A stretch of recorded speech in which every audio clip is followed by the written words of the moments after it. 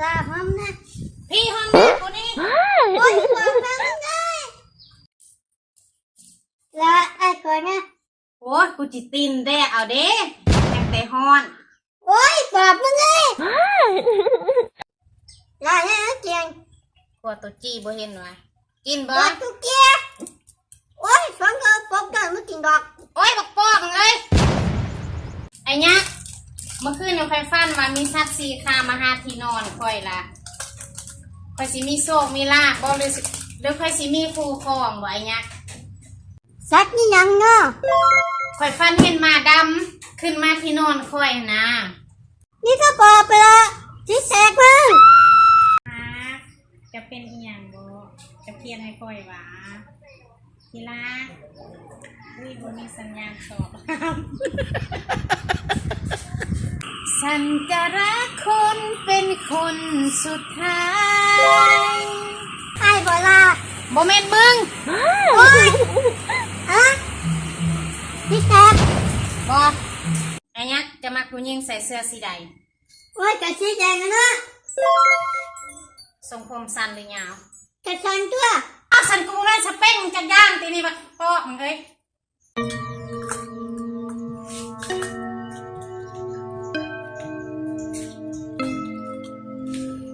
ไอ้เนี่ยจะใช้น้ำมันพายค่ะวันนี้เสือมึงไปใส่นี่อย่างละวันนี้อย่าใส่เชลกลัวตีเฮ้ยอีปอบนี่ก็ลูกไปเรื่องใหม่โอ้ยปันมึงโล่แหงเนาะสั้นกูจะลบทิมก็ได้สนะเสียงรูปภาพน่ะไอ้ยักษ์ขับไปห้าถ่ายคลิปแจงเงินคนทุกงานก่อนโอ้ยบอกว่าคิดน้อยปอบมึงเลยโอ้ยฮอนเลยเนาะกูจะแก้เสื้อแก้ฟ้านอนง่ายอาบน้ำเลยเนาะคือสีเย็นดีโอ้ยอีว่าบาเลยไอ้ยักษ์จะกำลังคิดอย่างเดียวคิดก็เกินละโอ้ยบักโฟมเอ้ยจะมันคิดเรามกเนาะนี่ละยังคือว่ามักเบ้าตำรวจมักบอสิติดต่อให้ผู้เบ้าตำรวจนี่เด้โอ้ยคนนี้ปะโอ้ยน่าคือจอนพรนี่บ่เอาดอกโอ้ยปอบโอ้ยกูเสียความรู้สึกเด้เสียเงินซื้อที่ยังมันบ่ต้องปกมันบ่ต้องปกไอ้เนี่ยเมื่อคืนข่อยฟันว่าเห็นสัตว์สีคามาที่นอนข่อยข่อยสิมีโชคมีลาภบ่เรือข่อยสิมีคู่ครองนำเขามีหรอกปอบเดี๋ยวจะคิดแตกมึงโอ้ยบังฮ่ามึง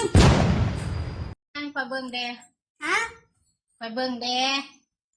เบิ่งยังเบิ่งอันนี้แหละของพี่เจ้าหั่นน่ะฟังดีมาบอกว่าจับบ่เจ้าคือจับบ่ได้จับสูน้ำใหม่ผมจับเนาะโอ้ยกลับมาทำไม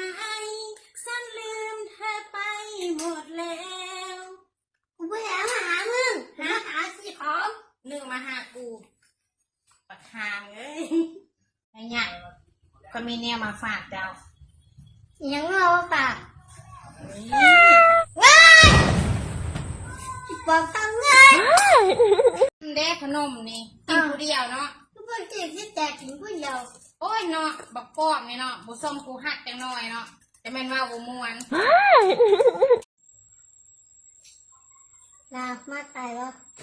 กูคือบ่มึงไล่ทิพแล้วกูบ่มักมึง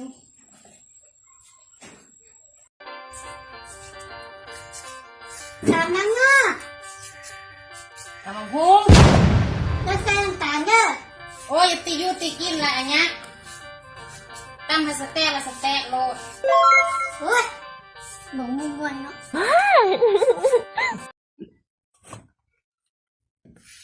ไอ้ข้านะคุณดังนี่ไหม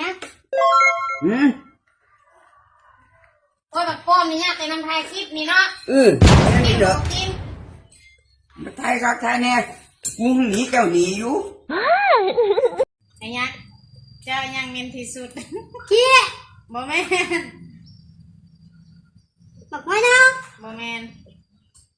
เฮ้ยคือตอบถูกแต่บักป้อมคุณนี่ก็ไอ้เนี้ยปิ้งอย่างนี้มึงตาเบิ่งบ่โอ้ย คือโลอยู่คือว่าบ่ม่วนแท้